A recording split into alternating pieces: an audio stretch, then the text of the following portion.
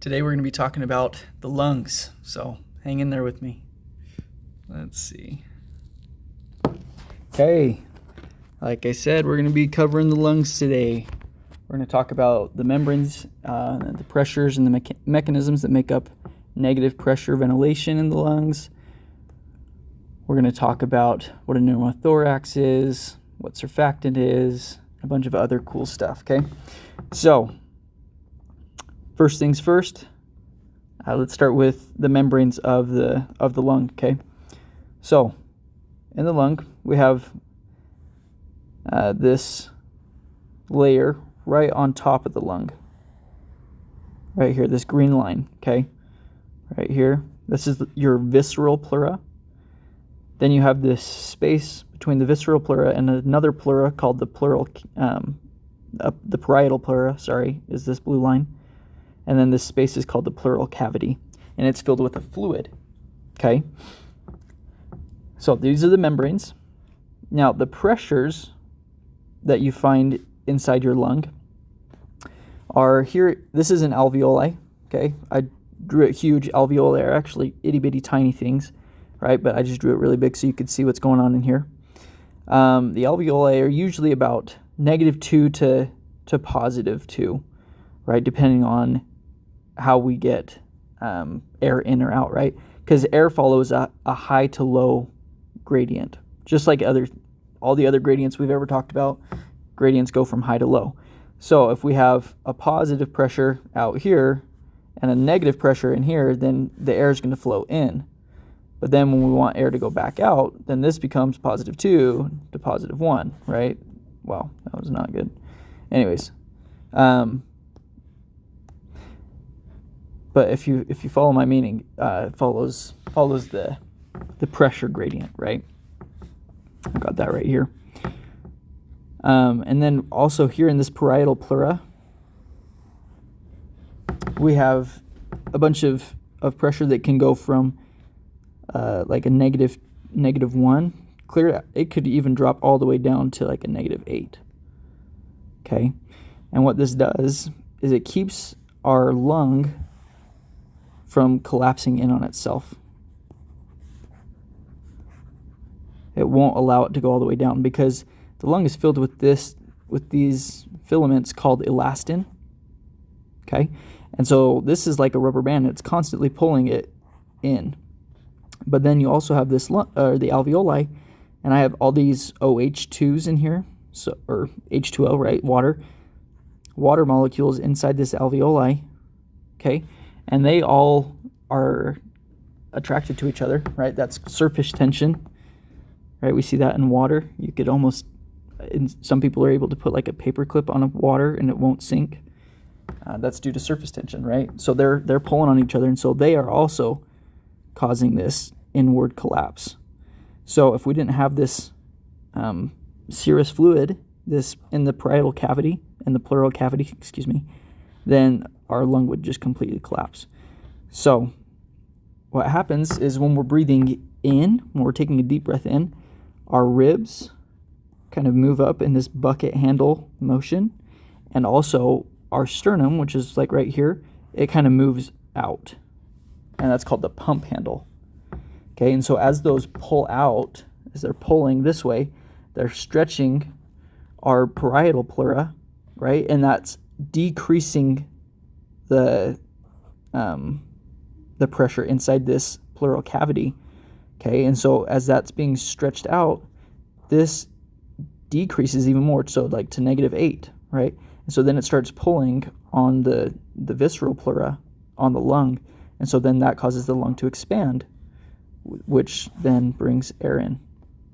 Okay? Pretty interesting.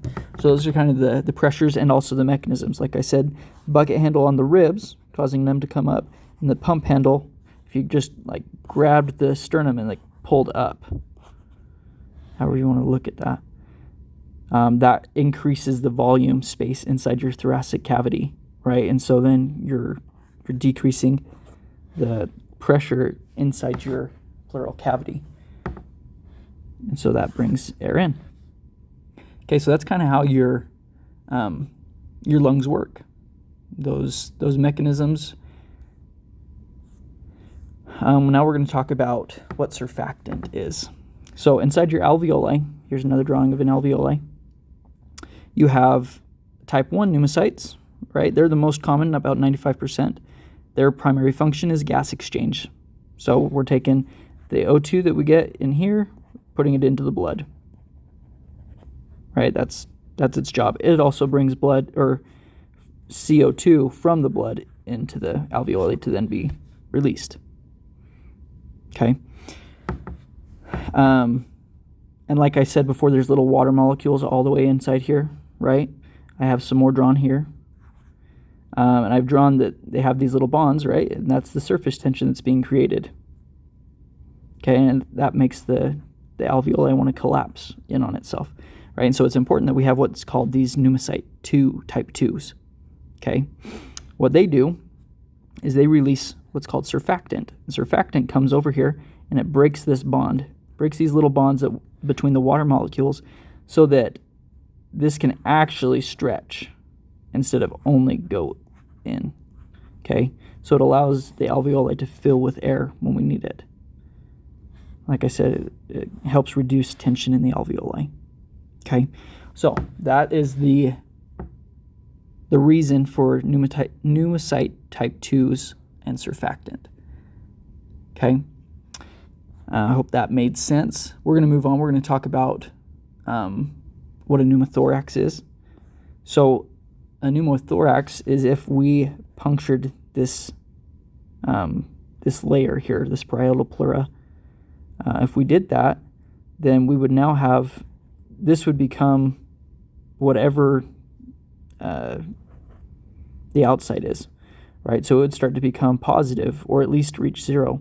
So instead of being negative like we need it to be, it would just become positive, and so it wouldn't pull this way. So our lung would then just essentially collapse, because there's nothing to keep it from collapsing on itself. Because both of these, your alveoli and your elastin, they're trying to pull, or they're trying to basically make your lung collapse, right? They're trying to pull in on themselves. This negative pressure in your pleural cavity keeps it from falling. So if you puncture this and ruin it so the air can come in, then there's nothing stopping this guy from shrinking. So then you're working at half capacity because you have your other lung over here doing the same thing, right? So this can happen on different things. Like if you had a broken rib, it could totally puncture your parietal pleura.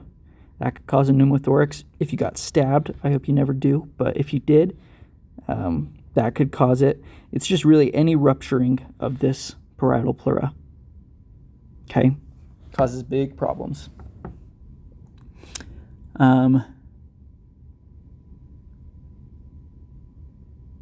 One thing I want to talk about really quick with surfactant, I forgot to talk about, is if you didn't have surfactant, then it's really, really difficult to breathe.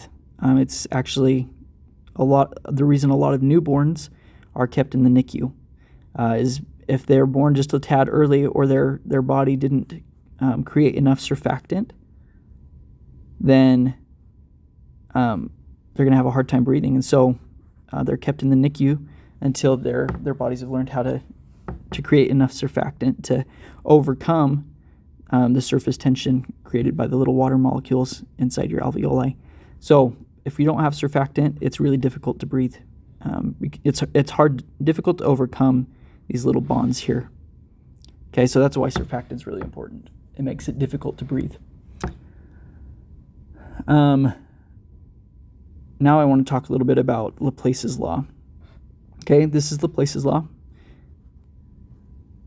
P equals 2T over R. T is tension, R is radius.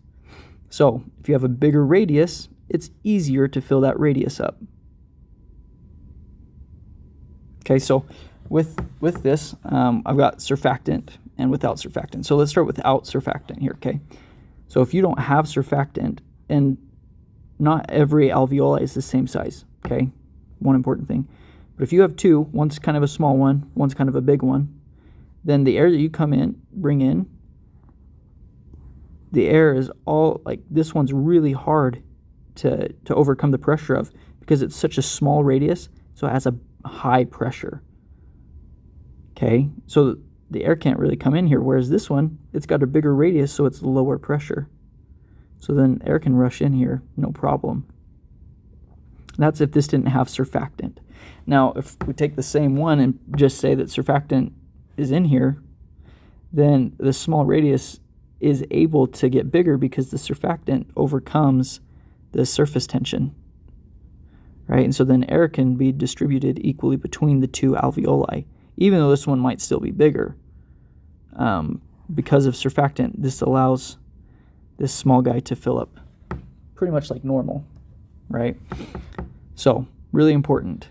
If you have small radius, or another way of thinking it is small volume, then you have a high pressure, right? If I take two canisters here, and I have some contraption that like pushes gas molecules,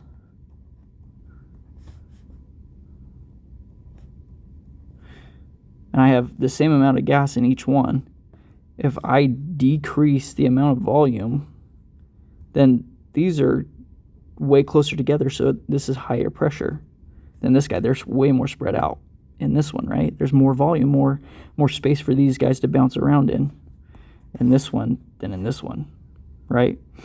So kind of the same thing here.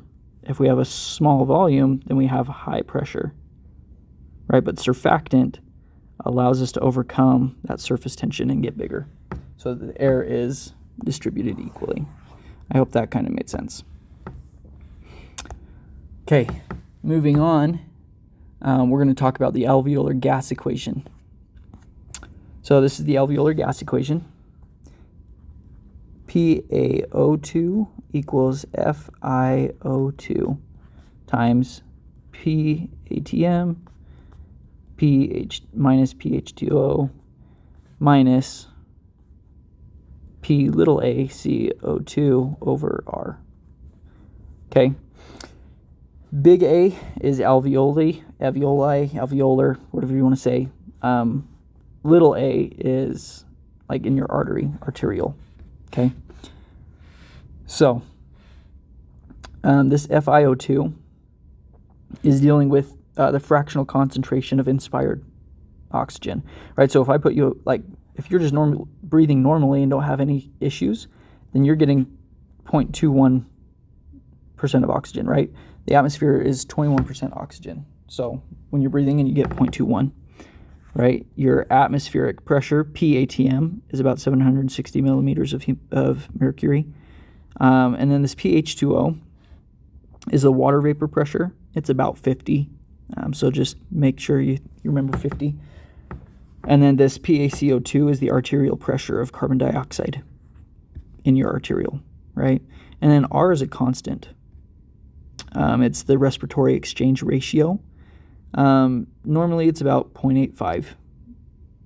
If you're eating sugar, it's 1. If you're on a keto diet, so you're eating fat, you're at a 0.7. It's kind of difficult to explain R, but just remember that it's the respiratory exchange ratio right here, okay? So like I said, though, if we put you on an oxygen mask, I could increase this to like 20.27, maybe even 0.45, some number. We could increase it a lot, right? So clinically, if somebody comes in on an oxygen mask and they're getting 0.29 here, but their number still looks like 102, this is what a normal healthy person should be, right? But they're getting 0.229% oxygen, fractional concentration of inspired oxygen, right? So that means that something's off in them, right? And so we understand that their lungs aren't working at maximal ability, okay? Now, if we put a normal healthy person on 0.29, then we would see that their number is up above 102, right? And that would make sense because we have a higher number we're dealing with there, right? So this can be used clinically to just quickly see if somebody's lungs are working or if they're having some issues with breathing, okay? Now we're going to talk about carbon dioxide and oxygen, how they're transported in the blood. Okay, so in the oxygen doesn't like to be in the blood because it's not water soluble. Okay, carbon dioxide is more water soluble. All right, so we can have more carbon dioxide just chilling out here, right? But oxygen likes to be bound to hemoglobin. Hemoglobin is a oxygen transporter, takes it around to all of our body tissues. Let's see here. Yeah, so in the blood, our PaCO2 is about 40, while in the cells, it might be 46, metabolically active cells. So it's going to follow the gradient, high to low, right? That's CO2. However, after our blood's been through the lungs and pumped through the body, we're high, we're at 98, whereas our PO2 inside the cell is about 20.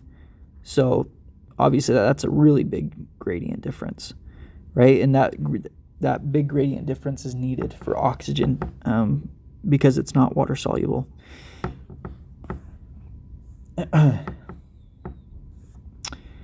Now for CO2 is like it's a major component, right?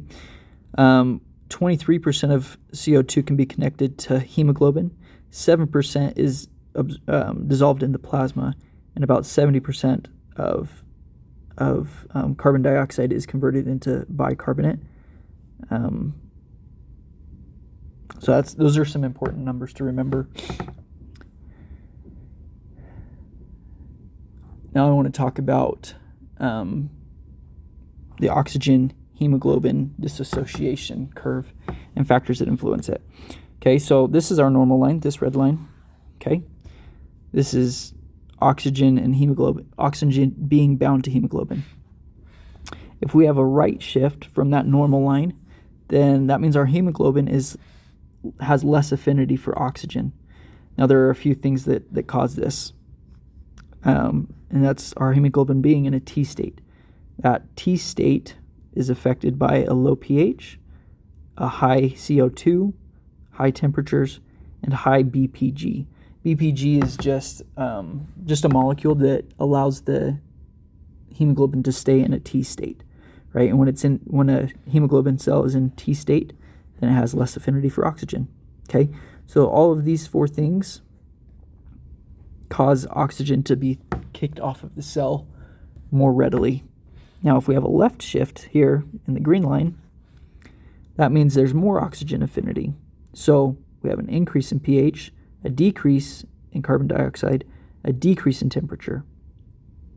These things say we're not going to give up our oxygen to our metabolically active tissue right now. Okay, here's some really nice curves, better graphs. This was my shot at drawing. Here's some actual drawings. I have here that fetal hemoglobin will always be a left curve compared to an adult because they use a gamma subunit instead of a beta subunit. And that gamma subunit holds on to oxygen. It has a higher affinity for oxygen. So fetal hemoglobin will always be a left shift to the curve.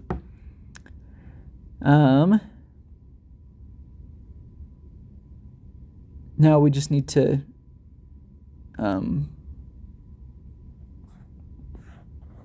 actually, I think that's it for us.